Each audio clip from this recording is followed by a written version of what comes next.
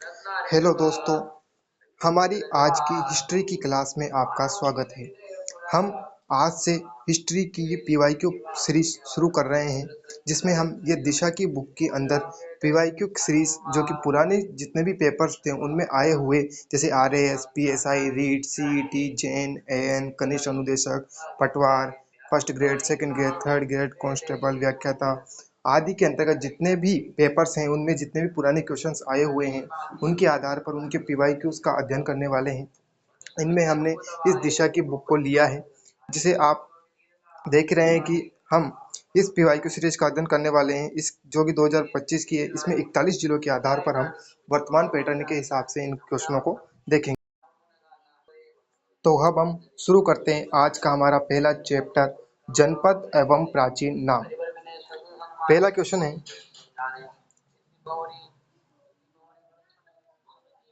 प्रा, प्राचीन राजस्थान में मालवों की शक्ति का केंद्र किसके पास केंद्रित था? डूंगरपुर, जयपुर, बीकानेर या कोटा? तो इसका आंसर है जयपुर। इसकी व्याख्या देख लेते हैं कि राजस्थान में जनपद युग 300 से 200 ईस्वी तक था। यूनानी आक्रमण के समय जब पंजाब की मालव जाति ने जयपुर के निकट बागरछाल एवं शिवी ने नगरी चित्तौड़ को अपना केंद्र बनाया था। जब सिकंदर ने भारत पर आक्रमण किया तो मालव भागकर नगर आ गए, नगर यानी टोक में आ गए, और मालवों ने इस क्षेत्र में मालव नगर बसाया, जो अब करकोट नगर के नाम से जाना जाता है, जो उनियाना तहसील में स्थित है। करकोट नगर को मालवों ने अपनी राजधानी भी बनाया था। हमारा दूसरा क्वेश्चन है, मत्स्य का सर्वप्रथम उल्लेख कहाँ मिलता है? तो मत्स्य का सबसे पहले उल्लेख कहाँ पर मिलता है? तो ऋग्वेद, रामायण, महाभारत या शतपथ ब्राह्मण में। तो इसका जो पहला इसका उत्तर है वह है ऋग्वेद। व्याख्या देख लेते हैं कि ऋग्वेद में सर्वप्रथम मत्स्य जनपद का उल्लेख मिलता है। मुख्य समूह के रूप में किया गया था। राजस्थान में मत्स्य जनपद का विस्तार आधुनिक रूप से जयपुर, कोटपुतली, बहरोड, अलवर, खेरतल, तिजारा, करौली, भरतपुर, डीग जिलों में हुआ था। मत्स्य की राजधानी प्राचीन राजधानी उपापलव्य कही जाती है। इसकी राजधानी विराटनगर थी, जिसे वर्तमान में बेराट के नाम से जाना जाता है। इस स्थान का वर्णन चीनी यात्री च्वेन ने भी किया है। हमारा तीसरा क्वेश्चन है, निम्नलिखित में से कौन सा एक महाजनपद राजस्थान में स्थित था? अंग, मत्स्य, अवंती या चेदी? तो इसका आंसर है मत्स्य। यानी जब 14 जनपद थे तब उस समय पर हमारे राजस्थान के अंतर्गत केवल उन 14 जनपदों में से एक ही जनपद था, उसका नाम था मत्स्य। आगे चलते हैं। हमारा पांचवा क्वेश्चन है, मत्स्य जनपद की राजधानी क्या थी? तो मत्स्य जनपद की राजधानी थी बेराट। आगे देखते हैं, प्राचीन भारत में विराटनगर किस जनपद की राजधानी थी? तो विराटनगर किस जनपद की राजधानी थी? तो आगे इसमें आंसर है, इसका आंसर है मत्स्य जनपद। इसका आंसर है मत्स्य जनपद। आगे देखते हैं, प्रा, प्राचीन नाम के असुमिलित जोड़े को छांटिए। यानी कि प्राचीन समय में जिन क्षेत्र या भी जो जिले हैं उनका जो प्राचीन नाम था उनके आधार पर हमें देखना है कि कौन सा बेमेल है। इसमें सबसे पहला है गंगानगर। गंगानगर को योध्य प्रदेश कहा जाता था। भरतपुर को विराट, जालोर को स्वर्णगिरी कहते थे और उदयपुर को शिवी जनपद कहते थे। इस प्रकार इसमें एक ही है भरतपुर, क्योंकि भरतपुर को विराटनगर नहीं कहा जाता था, विराटनगर जयपुर को कहा जाता था। तो इसमें दूसरा सही है। आगे देखते हैं, सूरसेन जनपद की राजधानी क्या थी? तो सूरसेन जनपद की राजधानी क्या थी? तो सूरसेन जनपद की राजधानी मथुरा हुआ करती थी। इसकी व्याख्या देख लेते हैं।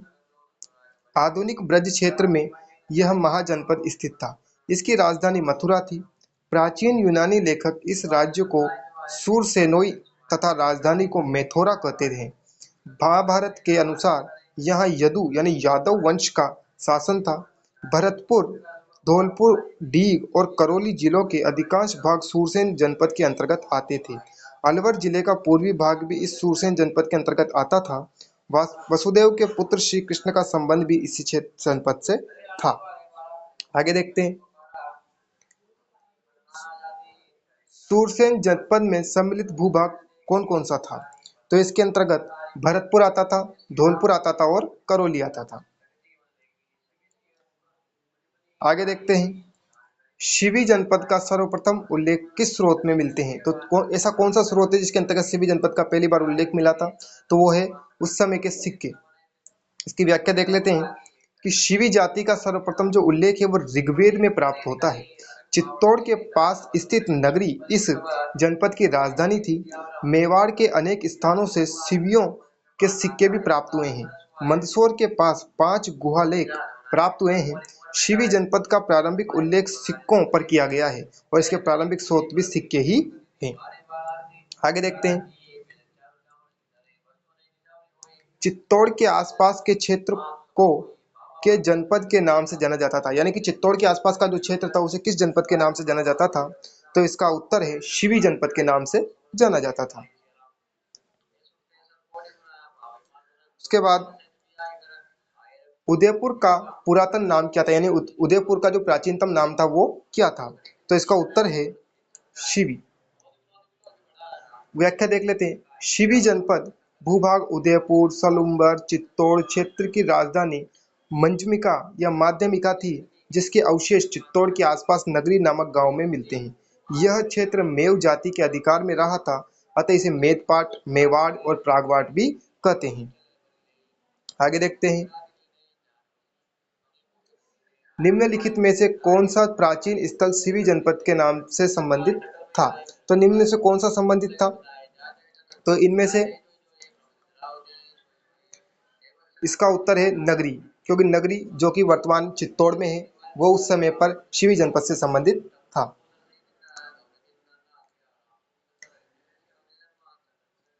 निम्नलिखित में से कौन सी राजधानी राजस्थान के शिवी जनपद की राजधानी थी? मतलब प्राचीन समय पे जो राजस्थान में शिवी जनपद हुआ करता था उसकी राजधानी कौन थी? तो हमने अभी ऊपर पढ़ा था कि उसकी राजधानी मध्यमिका या मंजलिका हुआ करती थी। आगे देखते हैं, प्राचीन नगर जो महाभारत या महाभाष्य दोनों में उल्लेखित है वो कौन सा है? तो उसका उत्तर है मध्यमिका या मध्यमिका नगरी। व्याख्या देख लेते हैं कि यूनानी राजा मिनांडर ने 150 ईसा पूर्व मध्यमिका नगरी चित्तौड़ को अपने अधिकार में करके अपने राज्य की स्थापना की थी। इस संदर्भ में गार्गी संहिता और पतंजलि के महाभाष्य तथा महाभारत में भी इसकी चर्चा मिलती है। आगे देखते हैं, अर्जुनायन जाति के प्रभाव के क्षेत्र में निम्नलिखित प्रांत कौन कौन से हैं? तो इसका उत्तर है अलवर और भरतपुर प्रांत जो है अर्जुनायन जाति के प्रभाव से संबंधित थे। व्याख्या देख लेते हैं इसकी, भरतपुर अलवर प्रांत के अर्जुनायन अपनी विजयों के लिए प्रसिद्ध थे। अर्जुनायनों ने मालवों के साथ मिलकर के विदेशी शत्रुओं को परास्त किया था। आगे देखते हैं, राजस्थान में कुषाण शक्ति को संभवतः नष्ट करने में कौन सा जनपद सफल रहा था? यानी कुषाण शक्ति को किसने नष्ट करने में अपनी भूमिका निभाई थी? तो वह उसका उत्तर है योद्धे, जो कि गंगानगर के क्षेत्र को कहा जाता था। आगे देखते हैं, ये उसकी व्याख्या भी देख लेते हैं।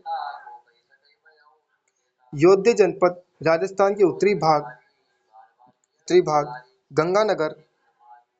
गंगानगर हनुमानगढ़ व बीकानेर के कुछ भाग को कहा जाता है। योद्धे बलशाली गणतंत्रीय कबीले थे। योद्धे उत्तरी राजस्थान की कुषाण शक्ति को नष्ट करने में सफल हुए थे। योद्धे गुप्त साम्राज्य के अधीन हो गए और बृहद संहिता नामक ग्रंथ में इनके पतन की चर्चा मिली है।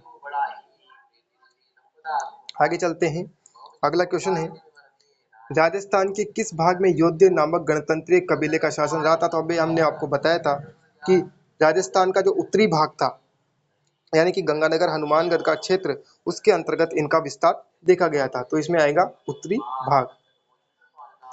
आगे देखते हैं, राजस्थान के निम्नलिखित क्षेत्रों में से किसे प्राचीन काल में योद्धे प्रदेश कहा जाता था? तो हमने बहुत सी बार पढ़ा है गंगानगर। राजस्थान के निम्नलिखित में से किस गणतांत्रिक जाति के सर्वाधिक सिक्के प्राप्त हुए हैं? तो राजस्थान में जो सर्वाधिक सिक्के प्राप्त हुए हैं वो मालव जाति के प्राप्त हुए हैं।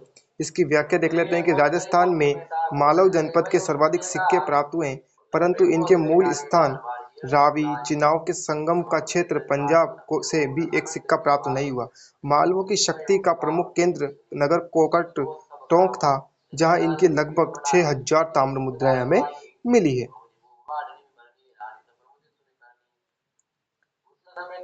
प्राचीन काल में बीकानेर को किस नाम से जाना जाता था? तो प्राचीन काल के अंतर्गत बीकानेर को जांगल प्रदेश के नाम से जाना जाता था। बीकानेर की स्थापना राव बीकानेर 1465 में की थी और इसे पहले राती घाटी और बाद में ऊन का घर कहा जाता है नाम से प्रसिद्ध बीकानेर रियासत जांगल प्रदेश के नाम से जानी जाती थी। वर्तमान में राजस्थान के कौन से क्षेत्र महाभारत काल में जांगल प्रदेश के नाम से जाने जाते थे? तो जांगल प्रदेश के नाम से बीकानेर और जोधपुर के क्षेत्र को जाना जाता था। इसकी व्याख्या देख लेते हैं। व्याख्या: जांगल प्रदेश बीकानेर, नागौर, फलोदी आता था। इसकी राजधानी अहिछत्रपुर राजस्थान का धातु नगर कहलाती थी, जिसका साम्य वर्तमान नागौर से प्रतीत होता है।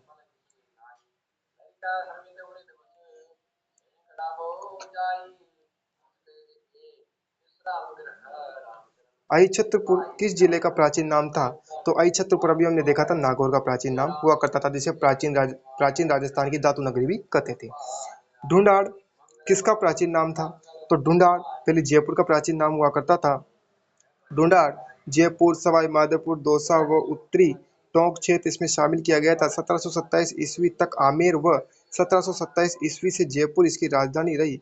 इसका राजवंश कछवाहा कहलाता था। 1817 में लॉर्ड हेस्टिंग्स ने जयपुर से टोंक का क्षेत्र लेकर अमीर खां पठान की नवाबी यहाँ स्थापित कर दी थी। आगे देखते हैं। राजस्थान के किस क्षेत्र में जयपुर शहर स्थित है? तो किस क्षेत्र में जयपुर शहर स्थित है? तो उस क्षेत्र को कहा जाता है ढूंढाड़ क्षेत्र। प्राचीन काल में राजस्थान का वह क्षेत्र जो जम्बुक रण कहलाता था, तो वो था केशोराय पाटन बूंदी का क्षेत्र। प्राचीन काल के अंतर्गत बूंदी स्थित केशोराय पाटन, रंती देव पाटन और आश्रम पट्टन में जम्बुक यानी रीछ की भरमार हुआ करती थी। अतः यह क्षेत्र जम्बुक रण कहलाता था। यानी केशोराय पाटन के पास अत्यधिक रीछ की जो संख्या थी वो अधिक होने के कारण इसे जम्बुक रण कहलाता था। अगला क्वेश्चन है, प्राचीन ऐतिहासिक स्थल आश्रम पट्टन की आधुनिक पहचान क्या है? तो अभी हमने पढ़ा है कि झालरा केशोराय पाटन बूंदी के अंतर्गत है। उसके बाद में राजस्थान का उत्तर तोताद्री कहलाता है। तो राजस्थान का उत्तर तोताद्री किसे कहा जाता है? तो गलता जयपुर को कहलाता है, जो कि गालव ऋषि की तपोभूमि हुआ करती थी। इसकी व्याख्या देख लेते हैं कि जयपुर से के बनारस एवं मंकी वैली उपनामों से प्रसिद्ध गलता को उत्तर तोताद्री रामानुज संप्रदाय के दक्षिण भारत के तोताद्री मठ की तरह माना जाता है। बरसावाड़ा प्राचीन नाम से जाना जाने वाला भौगोलिक क्षेत्र वर्तमान में किस जिले का भाग है? तो वो किस जिले का भाग है? तो वो है अपने अजमेर का भाग है। जेम्स टोड द्वारा निर्मित अजमेर स्थित टोडगढ़ का किला का मूल नाम बोराड़बाड़ा या बोरासवाड़ा था। इस भौगोलिक क्षेत्र का प्राचीन नाम बरसावाड़ा भी था। कौन सा प्राचीन अंचल वर्तमान जिले या जिला सुमेलित नहीं है? तो इसमें है शिवी चित्तौड़ के अंतर्गत था। सपादलक्ष सिक्कर और झुंझुनू जांगल प्रदेश बीकानेर था, ये सही है।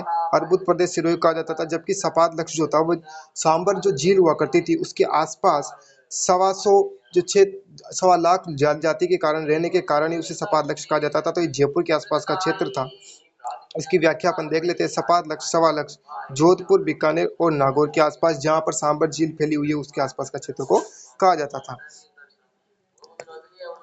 आगे देखते हैं। शरणवाही नगर किस नगर का प्राचीन ऐतिहासिक नाम है? तो यह सिरोही का प्राचीन नाम हुआ करता था। कर्नल टोड के अनुसार सिरोही का मूल नाम शिवपुरी था।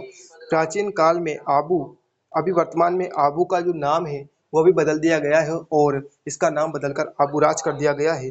आबू व सिरोही के क्षेत्र को अर्बुद प्रदेश के नाम से भी जाना जाता था तथा गुज्जर मरु क्षेत्र का एक भाग था। देवड़ा राजा रायमल के पुत्र शिवभान ने सरनवा पहाड़ों पर एक दुर्ग स्थापित करके 1405 ईस्वी में शिवपुरी यानी शरणबही नगर नामक नगर बसाया था। आगे देखते हैं कौन सा युग्म सही है। तो शिवी चित्तौड़ में हुआ करती थी, जांगल देश बीकानेर को कहा जाता था, मत्स्य देश अलवर और भरतपुर को कहा जाता था, लेकिन अर्बुद प्रदेश जालोर को नहीं, सिरोही को कहा जाता था। तो इसमें पूर्व के अंतर्गत इनमें से सबसे सही जो इसका आंसर होगा वो यही होगा। ठीक है, अब उसके बाद में हम देखते हैं कि कौन सा युग्म प्राचीन अंचल आधुनिक जिला सही सुमेलित नहीं है। तो अर्बुद प्रदेश सिरोही को कहते थे, शिवी जनपद चित्तौड़ और उदयपुर को कहा जाता था, सपाट लक्ष्य में अजमेर नागौर बीकानेर का क्षेत्र आता था, लेकिन वागड़ वागड़ जो है वो डूंगरपुर बांसवाड़ा के आसपास का क्षेत्र है, ना कि सिक्कर झुंझुनू का। सिक्कर सिक्कर झुंझुनू चूरू के आसपास का जो क्षेत्र है वो तो शेखावाटी कहा जाता था। तो इसका आंसर होगा 4। अगर आपको हमारी वीडियो अच्छी लगी हो तो इसे प्लीज़ लाइक करें, सब्सक्राइब करें। अगले पार्ट के लिए हम आपसे फिर मिलेंगे।